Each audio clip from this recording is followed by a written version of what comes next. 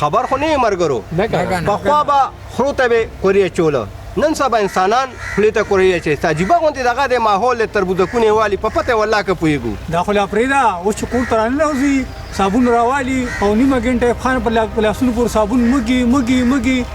نو هفته مو صابون کېده اوس 2 ورځې کېږي نو ډېرې پریشانه کړي څوک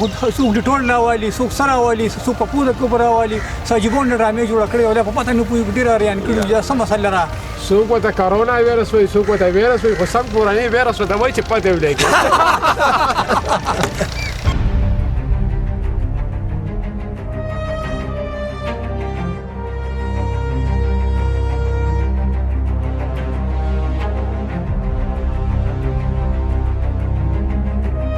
السلام علیکم. وعلیکم السلام. خیر یاره لاس مه ملاو یار خفه کېږه مه الله دې رحم وکړي دا وبا راغلې ده دا پکې لا بیاله امیر صاحب رالو وایي لاس مه ملاوه عجیبه خبره ده یار ته کېنه امیر صاحب دلته زه به نه هلته کېنم اجازه ما سره د جراثیم درشي دا به د بېله مسله جوړه کړي رونو دا یو ګپ نه دی دا حقیقت دی دا د الله د طرفه یو عذاب دی الله دې رحم وکړي امتحان دی او که عذاب دی الله مو دې وساتي دا د ګپ خبرې نه دي خنداګانې دې پورې مه کوئ دغه لا دلته د مفتي صاحب جوړ کړو داسې کار وکئ دا خنداګانې بند کړئ او زما یو کیسه اورئ زه درته یو کیسه کوم تاسو ته به خپله پته ولګي دا د الله تعالی ګورې عذاب دی غوږ کېدئ چې زه تاسو ته یو کیسه وکړم ته وایه ته م وایه چې ستا دا کیسه مو اورو امیر صاحب چې ته څه وې زما رونو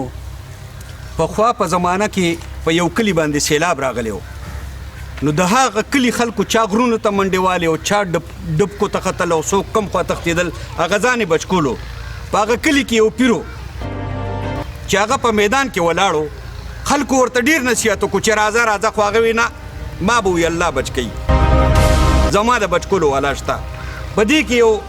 زمیندار را روانو چې غواین ورته رو هغه خپل غواین هم بچ کول بره ختو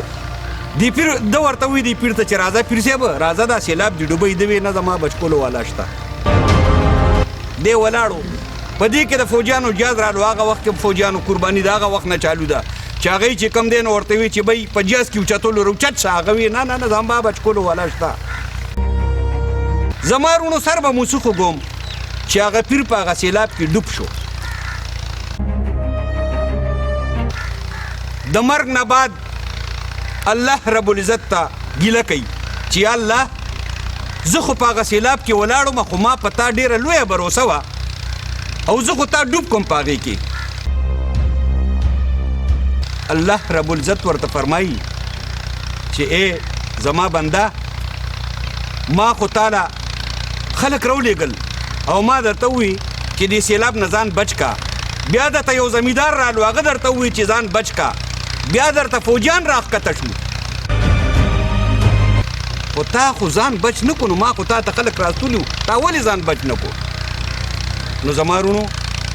دا د ګپ خبرې نه دي دا د خنداګانو خبرې نه دي دا خنداګانې پرېږدئ دا یو حقیقت دی حقیقت الله رب العزت دې موږ د دې نه امان کې وساتي او الله رب العزت دې دا ټوله دنیا د دې افت نه بچ کړي تاسو امین وکئ دا علاج چې کوم دی که نه دا سنت دی دا د سنت طریقه ده دا ډاکټران نه دي دا هم الله رب العزت پیدا کړي دي د دې دپاره د ډاکټرانو سره چې کوم علم دی دا هم دی له الله رب العزت ورکړی دی او څه چې ډاکټران وایي په هغې به مونږ عمل کوو د دې مسلې نه بچ کېدل همدغه طریقه ده چې څه مونږ ته ډاکټران وایي هغه به کوو انشاءالله نو الله به مو بچ کوي که خیري د دې نه ورونو دا کمې خبرې چې مونږ وکړو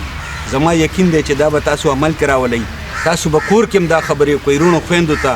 عزیزانو مشرانو کشرانو ته او په دې باندې به عمل کوو او الله رب العزت دې مونږ له وس راکړي چې مونږ مونځ اودس وکړو او د دې مردارۍ نه به په دې باندې بچ کېږو چې د الله نه به غواړو انشاءالله او خپل مونځ اودس به کوو او دا خبرې به په عمل کې راولو ښه جي زه نه لاړم السلام علیکم